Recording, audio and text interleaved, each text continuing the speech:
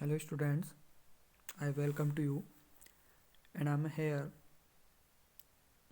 with chapter number 11 named is force and pressure. The force in Hindi is bal and pressure indicates दबाव. Means force को क्या कहते हैं हिंदी में बल और प्रेशर को क्या कहते हैं दबाव. It is a very important chapter not only for class 8 but also 9, 10th and further more classes.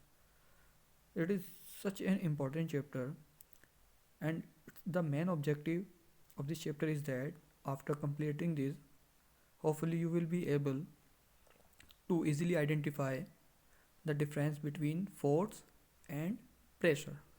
So without delay any moment, let's start chapter number 11, force and pressure. Initially we will discuss the basic information about the previous knowledge. Let's start this in class 7th. यानी class 7th में you have learned how object move. कि भाई आपने पढ़ा था class 7th में कि object किस तरह से मूव करते हैं, हिलते हैं या आगे बढ़ते हैं, अपनी जगह से चेंज हो जाते हैं. Do you recall how we can decide whether an object is moving faster than the other. कि आप भाई याद कर सकते हो कि आपने किस तरह डिसाइड करते थे कि कोई एक ऑब्जेक्ट दूसरे से ज़्यादा तेज़ है. कैसे डिसाइड करते हो? So simple, just imagine it is a point A and this is a point B and person start from point A to point B and it's take 2 minutes. कितना वक्त लेता है? 2 मिनट का वक्त लेता है कोई एक पर्सन ए पॉइंट से बी पॉइंट जाने में. At this similar for this similar distance, same distance के लिए कोई पर्सन कितने मिनट लेता है? 3 मिनट लेता है. Which is more faster? Obviously the person who took 2 minutes to cover the same distance. तो वही तो ज़्यादा तेज़ हुआ. तो आप इजीली बता सकते हो भाई कौन सी चीज़ किसी दूसरे ऑब्जेक्ट से कितनी तेज़ है. और what does the distance move an object? What does the distance moved by an object in unit time indicates? यानी कि एक ऑब्जेक्ट कितनी डिस्टेंस ट्रेवल करता है एक यूनिट टाइम में जो दिया गया है. Unit time means per minute, per second, per hour. Unit time का मतलब सिर्फ एक यूनिट के लिए. How also know that a moving object like ball rolling on the ground was slow down. You also know that, आपको पता है क्या? दैट मूविंग ऑब्जेक्ट, जो मूविंग ऑब्जेक्ट होते हैं just like a rolling ball, they slowly decrease their speed. ऐसा क्यों होता है कि उसकी जो स्पीड है वो धीरे धीरे कम होने लगती है. कभी कभी क्या होता है, some time it may change direction of motion. कभी कभी वो अपनी डायरेक्शन भी चेंज कर लेता है और मोशन भी चेंज हो जाती है. It is also possible that the ball may also down and also change its direction. ये मुमकिन है कि भाई वो अपनी स्पीड भी कम कर सकता है और अपनी डायरेक्शन को भी चेंज कर सकता है. हाउ? आप जस्ट इमेजिन एक फुटबॉल है and someone is kick this football. आपको जाना होता है यहाँ बट ये समटाइम मूव भी कर जाती है. क्रिकेट बॉल ना, अब ऐसा नहीं है कि आपने स्ट्रेट मारा तो वो बिल्कुल सीधी ही जाएगी. और ये ऐसा भी नहीं है कि वो जितनी स्पीड से इनिशियली चली है फाइनली हमेशा उतनी स्पीड से चलती रहेगी. उसकी स्पीड भी धीरे धीरे क्या होने लगती है, कम होने लगती है और डायरेक्शन भी चेंज हो जाती है. या common. It is also possible that, हमने इसको डिस्कस कर लिया. Have you ever wondered what max an object slow. क्या आप कभी इससे आश्चर्यचकित नहीं हुए कि भाई वो क्या चीज़ है जो इस बॉल को स्लो कर देती है और गो फास्टर और तेज़ कर देती है और change its direction of motion. और जो मोशन की डायरेक्शन है, जो उसकी दिशा है चलने की, वो क्यों चेंज हो जाती है सडनली? ऐसे उस बॉल पर क्या चीज़ काम करती है कि उसकी भाई स्पीड, डायरेक्शन, मोशन ये चेंज हो जाती है. चलिए इसकी बात करते हैं. Let us recall some of our everyday experiences. यानी कि जो हम रोज़ के अपनी पूरी ज़िंदगी में अनुभव करते हैं डेली में, उसको रिकॉल करो.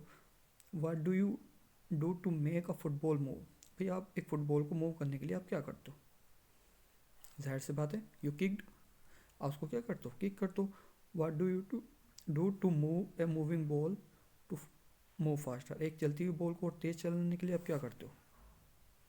How does a goal keeper stop a ball. एक गोल कीपर बॉल को किस तरह से रोक लेता है? A hockey player change the direction of the moving ball with flick of the stick. और एक फुट हॉकी प्लेयर किस तरह से अपनी स्टिक का यूज़ करके उसकी फ्लिक के साथ, फ्लिक मतलब थोड़ा सा डेलिकेट टच देकर उसकी डायरेक्शन को किस तरह से चेंज कर देता है? How do fielders stop a ball hit by a batsman. और एक बल्लेबाज जो बैट्समैन होता है वो किस तरह से हिट करता है, तभी भी उसकी डायरेक्शन और मोशन चेंज होती है.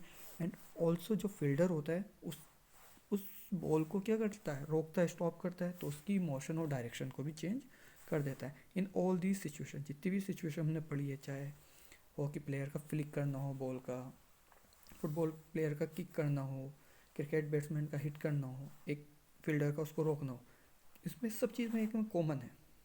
क्या? The ball is either made to move faster और स्लोअर.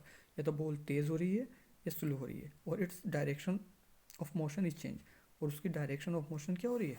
चेंज हो रही है. We often say that a force has been applied on a ball when it is kicked. हमने क्या पढ़ा? एक फोर्स अप्लाइड किया जाता है एक बॉल पर जब हम उसको क्या करते हैं? किक करते हैं, पुश, और उसको पुश करते हैं, थ्रो, फेंकते हैं, या उसको फ्लिक करते हैं. हर एक केसेस में जितनी भी सिचुएशन क्रिएट हुई है, all the situation exerted some kind of force. Obviously, when just imagine when you hit a ball with a bat, obviously you exert some force. When you kicked a ball while you are playing football, obviously your kick exert a force. When a hockey player flick the ball, obviously the stick is exert a force. So all types of situation create a force. What is the force? अब the main what is the force. अब ये force होता क्या है? क्या होता है force? What can it do the bodies on which it is applied. क्या कहा गया? What can it do. ये क्या करता है? टू दी बॉडीज़ पर, ऑन विच इट अप्लाइड, जिस पर ये लगाया जाता है. यानी कि जो फोर्स होता है उन बॉडीज़ पर क्या करता है जिस पर ये अप्लाइड किया जाता है. Just like imagine when you are fight someone, so obviously your muscles exert a force to other to push back ना. जब आप किसी से लड़ते हो या किसी चीज़ को धक्का देते हो, तो ऑब्वियसली योर बॉडी, अपनी मसल्स एक फोर्स क्रिएट करती है जो उसको पीछे धकेलती है. We shall seek answer to such question in this chapter. और इस चैप्टर में हम इन्हीं क्वेश्चन का आंसर लेने वाले हैं. Is that clear? होपफुली ये पैराग्राफ और इसका एक्सप्लेनेशन आपको क्लियर हुआ होगा. So the main aspect of this introduction is that to introduce about force.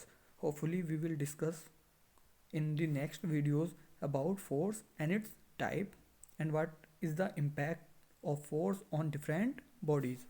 Thank you.